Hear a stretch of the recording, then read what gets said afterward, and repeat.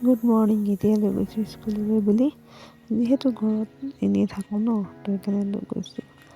তো অভ্যাসটো কৰিছোঁ লৈ গৈ স্কুললৈ, যিহেতু পাছলৈ স্কুলত দিব লাগিব, আমনি নকৰিবলৈ কাৰণে অভ্যাসটো কৰিছোঁ।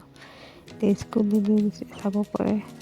অভ্যাসটো কৰিলে থাকিলে ভাল হয়, তাই পাছলৈ আমনি নকৰিব। এইটো যোৱাকালি মই চুজি গাখীৰৰ চেনি দি পেষ্ট এটা বনাই দিছিলোঁ, ইডলি বনাম বুলি চাহৰ লগত দিয়ে খাবলৈ কাৰণে। কিমাননো বিস্কুট এইবোৰ খাই থাকিব ন, সেইকাৰণে এইটো ৰেডি কৰি দিছিলোঁ আৰু পাতি দিছোঁ চৌকাতে বাহিৰত। গেছত বহুত গেছ যায়, সেইকাৰণে মই এইবোৰ কিবা মিঠাই চিঠাই বনাবলৈ মই চৌকাতে বাহিৰতে ব্যৱহাৰ কৰোঁ। এতিয়া দেখিব পাৰিছোঁ ওচৰতে আহি থাকিলে মানুহেই নাই কোনো। ইডলি কমপ্লিট হৈ গ'ল। এতিয়া চাহৰ লগত খাবলৈহে বাকী আৰু বাকী ৰাতি সাজটো ৰেডি কৰিছোঁ।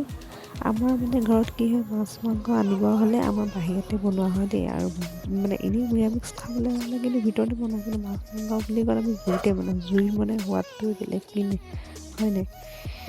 তাকে এতিয়া বনাই আছোঁ। আজি বিশেষ একো নাই, শুকান মাছ, বিলাহী, আলু কেনেকৈ অকণ গ্ৰেভি টাইপ বনাম বুলি ভাবিছোঁ, তাকে বনাই আছোঁ। ৰাতি সকলোবোৰ ভালদৰে ভাজি দিছোঁ। ভজাৰ পাছত পানীটো দিছোঁ। পানী দিয়াৰ পাছত এতিয়া আলুটো সিজিব দিম, উতলিবলৈ দিম। তাৰ